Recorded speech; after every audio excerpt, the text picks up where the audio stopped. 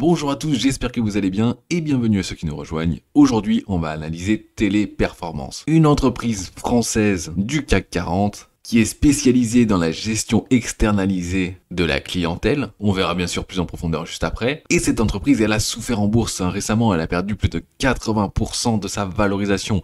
Dans cette vidéo, on va essayer de répondre à la question, est-ce que c'est une bonne opportunité pour le futur? Ou alors est-ce qu'elle a mérité cette baisse? Je rappelle que je suis pas conseiller financier, ce sont que mes analyses, mon point de vue, et on voit tout ça ensemble, et à la fin, c'est vous qui vous faites votre propre point de vue. Alors déjà, Téléperformance, qu'est-ce qu'ils font exactement? Alors, dans les sources de revenus, on a deux choses, les services spécialisés et les services digitaux, et l'intégration de la gestion clientèle dans les business. Alors en fait, c'est un petit peu la même chose, là, en gros, on va détailler un peu plus que d'habitude. Ils ont une gamme de services qui est super large en fait. Ils proposent quasiment tout pour gérer l'entreprise. Donc ils ont un service de gestion de la communication avec par exemple des chatbots et tout ça, c'est ce qui est le plus connu, avec aussi les plateformes téléphoniques. Mais ils font pas que ça du tout, il y a aussi des services financiers, des services de gestion des RH, des services de gestion des données. Et bien sûr maintenant, quelque chose qui va m'intéresser, l'intégration de l'intelligence artificielle. Et pour moi, l'intelligence artificielle, c'est une bulle et c'est une révolution, mais pas pour tout le monde en fait. Il y a beaucoup d'entreprises pour lesquelles c'est inutile, mais pour Téléperformance, ce n'est pas du tout le cas, c'est ultra utile, puisque c'est vraiment au cœur de leur métier, et ils ont également une quantité de données qui est conséquente.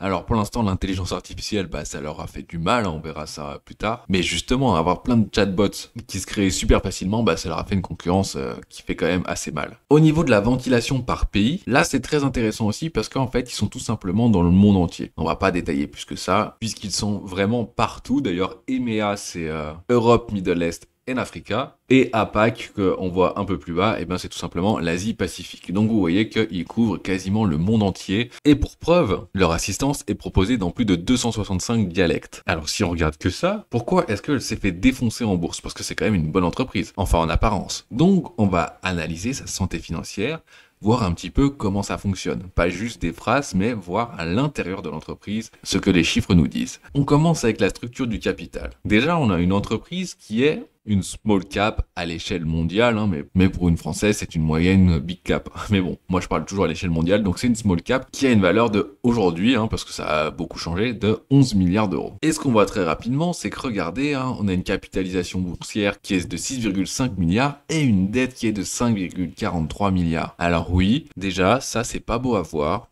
Une entreprise qui est endettée, avec aujourd'hui des taux d'intérêt qui sont assez élevés, en tout cas qui ont augmenté rapidement, ça fait mal, ça coûte cher. Donc forcément une entreprise qui a une grosse partie de son capital qui est en dette, la montée rapide des taux d'intérêt, ça lui fait très mal. Pour maintenir tout simplement à la fin les mêmes résultats, il va falloir qu'elle vende beaucoup plus juste pour couvrir les frais supplémentaires liés à la dette. Donc ce que moi je peux dire très rapidement en voyant ça, c'est que si j'ai envie d'investir dans cette entreprise, en un coup d'œil, ce que je me dis c'est que c'est parce que ce sera une entreprise qui est dévaluée, une value stock. Je vais la catégoriser dans ce type d'investissement, c'est-à-dire que le prix va être encore plus important que dans une entreprise de croissance. Mais on verra ça plus tard.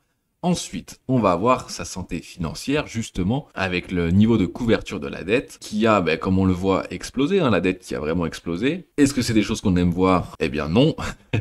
Personnellement, ce n'est pas le cas. Bon, après, forcément, on va voir pourquoi. Déjà, ils ont fait des acquisitions d'autres entreprises. Ils ont également investi massivement, pour l'intelligence artificielle. Alors, à la limite, on peut se dire que ça peut être pour le mieux. Et c'est possible que ce soit le cas. On verra ça plus tard, mais voilà. La part de dette par rapport à la part de free cash flow et de liquidité. Si vous avez vu mes autres vidéos, c'était aussi des méga caps de la tech et du luxe essentiellement, donc forcément c'est pas vraiment comparable. Mais même, ça reste très élevé, alors il va falloir vraiment avoir un prix très bas, très peu cher pour que ça puisse m'intéresser. Au niveau de la croissance et de la rentabilité, on a un revenu qui est croissant, qui avait une bonne croissance jusqu'en 2021, et c'est vrai d'ailleurs sur toutes les années précédentes, quand on verra d'ailleurs le graphique de sa valeur en bourse, on va voir que jusqu'à maintenant, la croissance était au rendez-vous. On voit également que sa marge nette reste assez constante, elle a diminué un petit peu en 2023, mais globalement elle se situe entre 7 et 8%. Alors pour une entreprise de tech, c'est pas énorme. On va donc analyser les cash flows qui vont nous en dire un peu plus. Alors, ce qu'on peut voir très rapidement, c'est que le cash qui est lié aux activités d'exploitation, il est en croissance depuis un moment déjà, hein, avec des pics d'énorme croissance, comme par exemple en 2019 où ils ont pris 63% en plus de cash sur les activités d'exploitation. Donc ça explique en fait tout simplement pourquoi l'entreprise était très bien valorisée, puisqu'elle avait une croissance qui était quand même assez soutenue, et on voit qu'à partir de 2021, eh bien ça a ralenti considérablement. Alors je dis pas que ça baisse, mais l'évolution de la croissance ralentit. Et quand on a dans le passé des croissances comme celle-ci, ce que va faire le marché, c'est qu'elle va anticiper une croissance future qui va être du même acabit. Et ce qui fait que ça va être pricé. Donc le cours de l'entreprise va augmenter, puisque on part du principe que comme les résultats vont augmenter très rapidement, et bien même si l'entreprise est chère, elle sera moins chère les années suivantes. Et c'est la plupart du temps ça qui nous mène à des gros crashs. Puisque si quelque chose se passe moins bien qu'attendu, et bien forcément, la croissance va ralentir, et donc l'entreprise va être trop valorisée, et ça va se rééquilibrer. Et ce qui se passe la plupart du temps, c'est que ça s'équilibre dans le temps. Ça va passer de survalorisé à sous-valorisé. Et c'est là qu'il va y avoir quelque chose d'intéressant à faire, puisque généralement, avec le temps, ça va revenir au prix. D'ailleurs, c'est exactement la même chose qui se passe avec une entreprise que vous connaissez très bien, dont je ne dirai pas le nom, mais ça commence par Envy et ça finit par Dia. La valorisation du marché de l'entreprise est complètement surréaliste, puisque on anticipe une croissance exponentielle. S'il se passe quoi que ce soit qui n'est pas au rendez-vous, vous allez voir ce qui va se passer. Mais bon, on n'est pas là pour parler d'elle, on est là pour parler de Téléperformance. Et regardez également, chose intéressante, on a un super beau tableau qui va nous expliquer pourquoi il ne faut pas regarder que le free cash flow. Téléperformance, elle fait pas mal d'acquisitions, pas tous les ans, mais elle en fait quand même pas mal tout simplement pour rester leader du marché. Alors soit elle achète des entreprises totalement, soit elle achète des parts de sociétés pour être actionnaire majoritaire, ou en tout cas avoir une grande influence dans la gestion, pour pouvoir continuer d'être leader.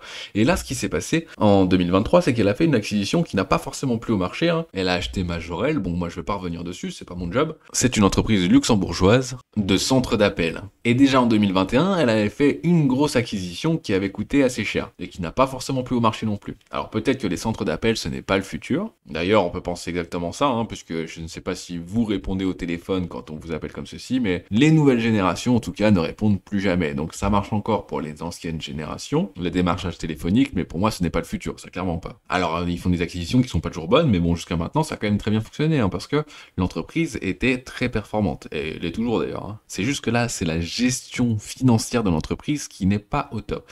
Et pourquoi je vous dis que le free cash flow, c'est pas forcément le plus intéressant à regarder, pas dans tous les cas, puisque regardez, elle a fait une énorme acquisition, donc elle a un cash lié à l'investissement qui est très négatif, hein, moins 2,6 milliards sur une entreprise qui, rappelez-vous, a 11 milliards de capitalisation, même plus aujourd'hui, c'est 10,8 milliards. Donc un peu moins d'un quart de l'entreprise, donc c'est énorme hein, comme acquisition. Et pourtant, si on regarde juste le free cash flow, eh ben il reste positif. On le voit également sur les graphiques, hein, on voit bien à chaque fois les grosses dépenses d'investissement, qui sont donc 2018, 2021 et 2023. Eh ben on a un free cash flow positif. Alors c'est pas vrai pour 2018, mais pour les autres on a un free cash flow qui reste positif. Et plutôt bon, même en croissance. Alors pourquoi? Eh ben tout simplement, regardez, ça va se retrouver ici, dans les cash liés aux activités de financement. Alors j'ai pas développé là-dessus, mais je vais vous le dire tout simplement. Qu'est-ce qui fait que ça a largement augmenté? Eh ben c'est tout simplement qu'ils ont fait des nouvelles émissions de dette. Ils se sont endettés. Alors, en apparence, on a un free cash flow qui est très bon et en augmentation, alors qu'en vrai, ils se sont endettés. Donc ici, le free cash flow n'est pas le plus représentatif. Parce que ce qu'ils ont vraiment gagné avec l'exploitation de l'entreprise, eh ben, c'est seulement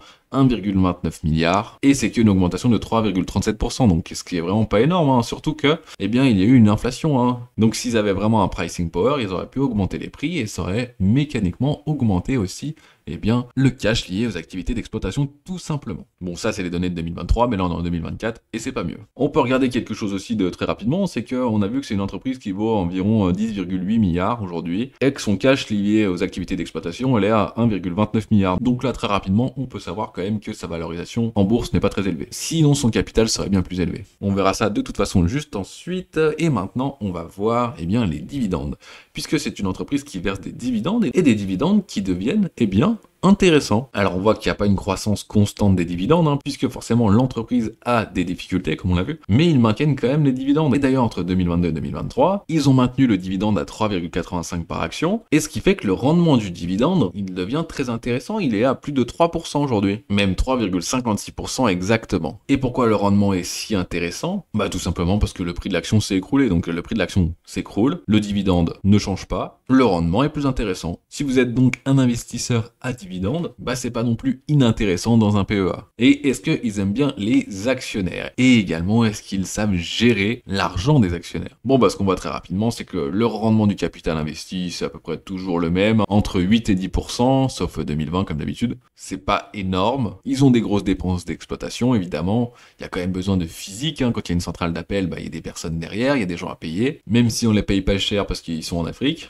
ça reste quand même des salaires à payer derrière. C'est qu'un exemple, hein. On a vu que l'activité était bien plus large que ça. Et au niveau du total des actions en circulation, alors là, bah, il n'y a pas d'évolution, ça monte, ça descend, ils en remettent en circulation, ils diluent le capital, ils rachètent, ils font un petit peu tout ça. D'ailleurs, en 2023, on voit qu'ils se sont également bien servis sur l'argent des actionnaires, puisqu'il y a une grosse augmentation du total des actions en circulation, donc ça a liquidé le capital. Ça a servi également pour l'acquisition de Majorel, comme on l'a vu. Donc on a pris l'argent des investisseurs pour acheter Majorel, ils n'ont pas aimé non plus, on le verra également sur les graphiques. Et maintenant, par contre, il y a eu un rachat d'actions et le nombre d'actions est redescendu, à mon avis, pour justement maintenir le prix et faire revenir les actionnaires, puisque là, à un moment, on peut pas tout demander aux actionnaires, sinon ils s'en vont. Alors, une petite conclusion très rapide, une entreprise qui n'est pas au top de sa forme, qui est pas mal endetté, qui a fait un espèce de qui tout double sur Majorel. Si ça se passe bien, ça peut être très bon pour la suite. Si ça se passe mal, ça peut être très mauvais. Pour moi, ça reste une bonne entreprise quand même, mais c'est encore trop tôt d'investir dans Téléperformance. Les taux directeurs sont pas encore baissés, l'argent coûte cher, ils sont pas mal endettés. J'attends de voir ce qu'ils font également avec l'intelligence artificielle, comment ils s'en servent. Est-ce que la concurrence va pas plutôt justement les manger? Bon, je ne pense pas, hein. Donc voilà, pour moi, c'est doit faire ses preuves. Pourquoi pas rentrer une petite ligne, une petite partie si vous avez pas mal de capital, juste pour déjà les dividendes, même si moi je suis pas fan des dividendes, mais là en l'occurrence ça peut vous payer la prime de risque. Bon voilà, en gros c'est ça, ils ont eu un très bon passé, mais est-ce que la suite va être pareille? On n'est pas sûr, mais il y a quand même des bonnes perspectives. Et ils sont pas non plus en faillite, hein. Les vecteurs de croissance, là par contre on est au max. Réduire ses coûts, eh oui, l'intelligence artificielle, à mon avis, va permettre pour cette entreprise de réduire drastiquement les coûts, de pouvoir améliorer les process, même si c'est pas tout de suite, hein, parce que là, ils sont dans les dépenses d'investissement, donc forcément, ça met du temps à se mettre en place, il faut des infrastructures physiques, et tout ça, ça coûte cher, et ça prend du temps. On va pas avoir les résultats d'ici l'année prochaine, même pour toute l'intelligence artificielle, d'ailleurs, ça va prendre du temps, il va falloir les intégrer vraiment, il faut qu'après les utilisateurs, ils apprennent à s'en servir, il y a de la formation,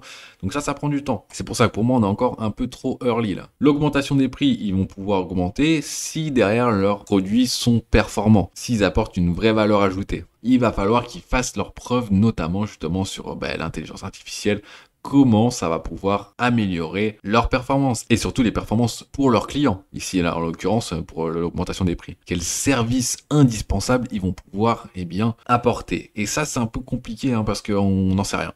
Tout simplement, on n'en sait rien. On va voir comment tout cela évolue. Pour ma part, je pense que pour le long terme, clairement, ça va être de bon augure. Ça va être très bien. Mais là, dans la période qui arrive dans pas longtemps, ça reste très mitigé. Pour moi, je suis pas convaincu. Donc augmenter les prix, oui, mais pas forcément sur le court terme. Enfin, juste profiter un petit peu de l'inflation, mais du coup ça va pas faire exploser l'entreprise, puisque derrière leur coût d'exploitation va augmenter aussi, donc ça va être nul.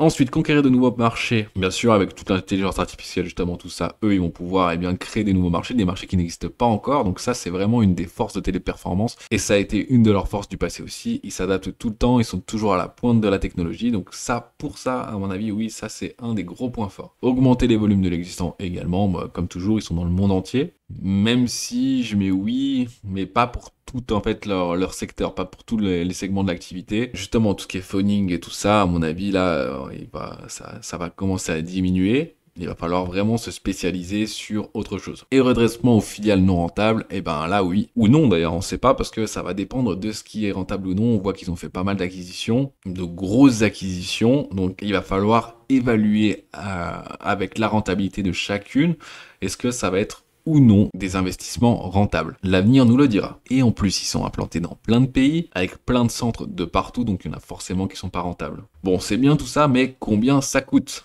C'est là que ça devient intéressant, hein. C'est que si l'entreprise était vraiment valorisée très cher, je vous en aurais même pas parlé. Mais là, l'entreprise, elle est valorisée très peu cher. Et regardez, ce qui est très intéressant aussi, c'est que on a un ratio cours-bénéfice, donc le fameux PER, qui était très élevé, hein, jusqu'en 2020, qui est monté à quasiment 50. Alors 50 pour une entreprise du CAC 40 en 2020 et 2021, donc après Covid, quand l'activité était très ralentie, il fallait quand même se poser les bonnes questions, hein. Et c'est la même chose pour d'autres sociétés dont je ne dirai pas le nom. Mais aujourd'hui, on a un PER qui a un petit peu plus de 10. Donc là, ça commence à être vraiment intéressant, hein. On voit que tous les ratios d'ailleurs descendent considérablement. Donc l'entreprise commence à être vraiment, alors pas sous-valorisée non plus, hein, mais elle commence à avoir une valorisation qui est plus adaptée à sa croissance, en tout cas à sa croissance actuelle. On voit quand même que ça a été divisé quasiment par 5, hein, donc ça veut dire qu'elle a perdu quasiment 80%. Donc c'est exactement ça, hein, on verra sur les graphiques, ce sera plus parlant. Et ce qui est intéressant, par contre, c'est que, justement, c'est pas forcément l'entreprise qui a complètement fait faillite ou qui a complètement changé de ligne et qui ne fait plus de bénéfices, parce qu'on voit que, eh bien, elle fait encore des bénéfices, hein. C'est juste qu'elle était complètement survalorisée, c'était une grosse bulle, et cette bulle s'est dégonflée. À mon avis, elle peut se dégonfler encore un petit peu, et là, ça va devenir très intéressant pour faire une petite acquisition sur du moyen terme. Mais on va plutôt voir ça sur les graphiques. Moi, je suis plus à l'aise avec les graphiques. Donc voilà, une entreprise qui se valorise aujourd'hui pas très cher, mais c'est pas pour ça que ça va être forcément une très bonne opportunité, notamment à cause de la macroéconomie, j'en parle dans toutes les vidéos, mais bon, là, vous commencez à comprendre pourquoi, puisque, eh bien, toutes les entreprises sont en train de chuter. On ressent dans l'économie réelle, eh bien, l'impact de l'augmentation des taux directeurs qui a été brutal, hein, il y a 2-3 ans là. Et c'est ça qu'il faut comprendre, c'est que l'économie, ça prend du temps à chaque fois. L'impact des choses d'il y a 2 ans arrive maintenant. Et ça va faire mal. Mais ça va être excellent parce qu'il va y avoir plein de nouvelles opportunités. On voit ça sur les graphiques avec Ishimoku. Alors là, on est en mensuel. Bon, il n'y a pas tout, hein, parce que ça a été créé en 1978. Mais on va quand même faire la petite chose qui fait rêver à chaque fois. Si vous aviez investi lors de son IPO, son introduction en bourse, eh bien l'entreprise a pris entre-temps 90 000%. C'est pas mal. On voit également la belle bulle des années 2000. Magnifique. Mais on va regarder un petit peu plus le passé. On voit que depuis 2012, ils étaient en magnifique montée, d'accord, en magnifique tendance haussière, ok, jusqu'en février 2022, donc une très très belle montée également, hein, plus 2600%, donc d'accord, ça fait un fois 27, hein, c'est énorme, même un peu plus si on prend le bas en décembre 2011. Mais regardez par contre ce qui s'est passé, c'est que depuis 2022, eh bien, on a une belle chute de quasiment 80%, ok, et qu'on est descendu quasiment en ligne droite. Si vous avez investi à ce moment-là, vous en êtes fortement conscient. Et très intéressant pour Ishimoku, regardez, c'est que on n'était jamais quasiment allé clôturer sous la Tenkan, d'accord, donc vraiment une montée magnifique, sauf ici, hop, petite première 2018. On a vu un petit peu 2018 hein, dans les chiffres avant que c'était pas la meilleure année, mais regardez le cours, hein, on est remonté au-dessus de la Kijun, toujours au-dessus de la Kijun. Là, en 2020, on a eu aussi une petite frayeur, la crise du Covid, mais quand même, regardez, on n'est même pas allé clôturer sous la Kijun, mensuelle, hein, toujours parce qu'on a un mensuel, et on est remonté, on est reparti. Et là, par contre, ici, on a eu le premier avertissement, même peut-être ici, là, c'était limite, mais on est reparti rebondir. Et ici, premier gros avertissement, juste ici. Là, il s'est passé 2 choses, même le mois d'après, à la limite. Il s'est passé croisement Tenkan Kijun, de mensuel, hein, donc on parle pas de petits trucs, hein, et on allait clôturer sous la Kijun mensuelle. Alors ça, c'est très très très dangereux quand c'est pas arrivé depuis quasiment 10 ans. C'est tout simplement la première alerte. Ensuite, on est revenu jusque taper le bas du nuage, même un petit peu plus bas, hein, et on est revenu remonter jusqu'à la Tenkan, mais qui cette fois-ci est parti en tendance négative. On voit que ça a été retravaillé un petit peu, on est revenu rebondir au-dessus, donc comme si on repartait en tendance haussière, sauf que à ce moment-là, deuxième chose qui se passait, c'est que regardez, la lag in span, ultra importante dans Ishimoku, est très peu servie, mais ultra importante, en fait c'est quasiment le truc le plus important. La lag in span était passée sous les bougies, donc on est simplement venu rebondir ici, ce qui est en fait venu rebondir ici. Et là ensuite ça a été la descente aux enfers. Bon, en plus le nuage était pas très élevé à ce moment-là, mais bon, c'est vrai que ça n'a même pas été travaillé, là on est parti directement. Et quand on voit ça, est-ce que c'est le moment d'investir? Eh ben non. Et tout simplement, je peux vous dire que non. Là, ce qui se passe, c'est qu'on est toujours en tendance baissière. Clairement, hein, il y a rien qui nous indique le contraire. On voit même qu'il y a une grosse résistance juste ici à environ 113. Hein. On voit que ça fait un petit plat de Tenkan. Bon, bah, c'est vraiment très rapide. Et en plus, quand on regarde ça, il y a eu tellement une montée rapide et sans arrêt qu'on n'a même pas des périodes qui peuvent nous donner en fait des points d'indice sur des prix qui pourraient être travaillés plusieurs fois. D'accord, il n'y a même pas de plat, ni de Kijun, ni de SSB, ni de rien du tout. Bon, là, à la limite, il y en avait un tout petit, on pourrait le tracer, mais c'est franchement pas très notable, hein. C'est pas énorme. Il pourrait être juste ici, c'est pas énorme. Moi, ça me convainc pas. On ira voir après en semaine, c'est peut-être plus intéressant. Donc, est-ce que pour l'instant, c'est une bonne opportunité d'investir? Bah, je ne pense pas. Là, ce qu'on peut voir par contre, c'est qu'on est quand même très loin, très très loin de la Kijun, hein. Elle est quand même à 85% au-dessus. Donc c'est possible quand même que ça vienne rebondir de temps en temps. Il y a quand même des dead cat bounce, comme on appelle ça, ou le rebond du chat mort en français.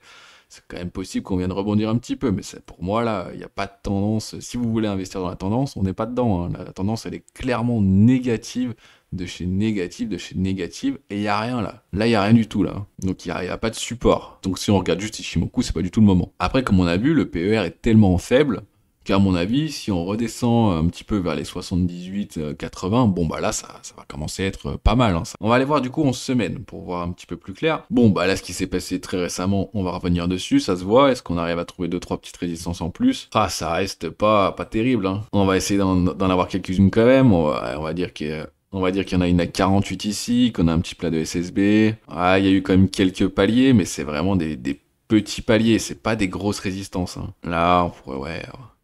Ici, après il y en a des mini quoi. Ici, ici. Bon, ça reste des toutes petites. À la limite, la plus grosse serait ici, au niveau des 60. Voilà, on trace quelques lignes en dessous qui peuvent nous donner quelques indications.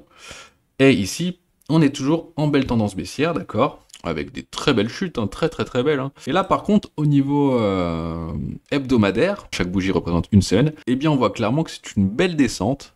Désolé pour ceux qui ont investi, mais elle est très très belle. On vient à chaque fois retâter un petit peu la Tenkan, la Kijun, hein, on redescend, on vient effleurer le nuage, et on repart, et on repart. Et ici, on voit qu'il y a une grosse résistance majeure. Juste ici, en tout cas en hebdomadaire, elle sera très difficile à franchir à mon avis, hein, puisque là elle est à 113, puisque regardez, on est sous le nuage en tendance baissière avec un gros plat de Kijun. Pour moi, c'est pas gagné à franchir, et si on le franchit, c'est pas pour aller très loin, hein. À part événement extraordinaire, surtout qu'il y a la macroéconomie qui n'est pas bonne, hein, je vous l'ai dit, l'économie ralentit, donc il n'y a pas vraiment de raison que Téléperformance soit épargnée, hein. Téléperformance, c'est complètement lié aux autres entreprises. Elle est en B2B, donc forcément, si l'économie ralentit, eh ben, elle aussi. Donc, à mon avis, il y a moyen qu'on vienne chercher un petit peu plus bas. Le seul point à la limite un tout petit peu positif, c'est que regardez, là, le nuage commence à s'aplatir un petit peu. Hein, on a quand même ce petit dead cat bounce, à mon avis, là, mais à mon avis, c'est juste pour aller rechercher des plus bas. Avec ce qu'on vient de voir, très rapidement, on peut voir aller chercher les 80, 70, mais je serais même pas étonné si ça descend vers même les 60, hein. Bon, 50, ça commence à être vraiment... à 50, j'achète. Ah, je mets all-in. Ah, je vous le dis, je mets all-in dedans. Non, ça dépend, parce que c'est complètement endetté, elle descendra pas à 50 pour rien. Mais voilà, à mon avis, on peut aller chercher des points plus bas, et dans ce cas-là, bah, comme là, il y a eu un petit rebond, hein, un petit rebond de 45%, c'est pas négligeable, à mon avis, si on est par là, vers les 60, 70 même, allez, on va dire 70... et que ça remonte un petit peu, bon bah on peut aller chercher du 30, du 40%. Je vous rappelle que c'est du value investing pour moi. C'est-à-dire que là, le but de cet investissement, ce serait pas du très long terme, pas tout de suite en tout cas. Ce serait vraiment d'acheter une entreprise qui est sous-valorisée, et dès qu'elle revient à peu près à son niveau de valorisation normale, on la revend. Tant que le marché n'a pas décidé qu'on était dans une tendance haussière, pour moi, ce n'est pas intéressant pour le long terme. Ok, maintenant, on va voir ça en daily. Alors, ah bah si, elle devrait sortir aujourd'hui la vidéo, donc ça va. Donc ça va. Oh, on a fait une belle tentative, tiens, en daily. Oula, un gap. Il y a un joli gap, là. Un gros gap baissier, qui est venu, bah, justement, hop, qu'on est venu retrouver. Là, on pourrait croire... si on regarde juste en daily, on est reparti à la limite sur une petite tendance haussière. Sauf que regardez, j'ai gardé ma résistance weekly, hein, qui est d'ailleurs aussi visible en daily, juste ici et juste ici. Donc tout se recoupe, hein. Donc on voit qu'il y a une énorme résistance à 113. À mon avis, ça va pas du tout durer. C'est juste un petit rebond et on va aller repartir chercher des plus bas. C'est juste une petite respiration. En plus avec le gap baissier qu'il y a eu, qu'on est venu combler, c'est très bien. Enfin, c'est très bien. Attention, si vous êtes investisseur, c'est très mauvais. C'est très bien pour aller chercher des plus bas. Ce qu'on peut dire, voilà, sur Ichimoku, c'est que là, on est en belle tendance baissière, que pour moi, elle est pas du tout finie. En tout cas, Ichimoku nous dit qu'il y a absolument rien qui nous dit que on est en train de se retourner, que la tendance est en train de s'inverser. C'est même complètement l'inverse. On est complètement en tendance baissière, elle est confirmée, elle est tout ce que vous voulez. Donc faut le savoir également, hein, si vous faites un investissement dans une tendance baissière, bah forcément, il y a 90% de chances qu'au début vous perdiez de l'argent. Sauf si, regardez là ce qui s'est passé, l'entreprise, elle perd en 2 semaines 40%, bon bah généralement il y a un petit rebond juste après. 40% en 2 semaines, ça fait mal. Et il y a quand même des traders dessus qui vont faire remonter un peu le cours, mais ça veut pas dire que l'entreprise se retourne, loin de là. Pour que l'entreprise se retourne, il faudrait qu'on repasse au-dessus du nuage et également que la lagging span repasse au-dessus du nuage. Généralement, ça se fait après une phase d'accumulation, ça se fait d'ailleurs, en gros il y aura un range ici, si c'est ici que ça se passe, hein. Il y aurait un espèce de range, d'accord, le prix viendrait comme ça, et du coup ce qui fait que la lagging span ferait la même chose, et à un moment elle va sortir, et le prix aussi, et à ce moment-là, là ça pourrait devenir intéressant pour investir dans la tendance. D'ailleurs, on va voir l'exemple en mensuel, je crois que ça s'est passé, pour être bien clair. Ouais voilà, là on l'a eu, on a eu ce petit range, un petit range qui a duré quand même super longtemps, mais on va le matérialiser comme ça, environ, d'accord. Là, on a eu un beau range, hein. On est sorti un petit peu au-dessus, ça aurait d'ailleurs pu partir directement, sauf qu'il y a eu un léger détail, hein, c'est qu'il y a eu la crise de 2008, juste ici, donc forcément, c'est pas parti, c'est revenu. Et du coup, on est reparti dans notre range, et regardez, ici, la tendance haussière a commencé vraiment uniquement quand on était ici, et quand la lagging span est passée également au-dessus du nuage. Regardez, j'ai zoomé un petit peu et j'ai enlevé le carré pour qu'on voit bien. C'est vraiment à partir de là que quand on est parti au-dessus, la lagging span a traversé également et tout est parti. Ici, on aurait pu aussi croire que ça allait partir, ça aurait pu, hein.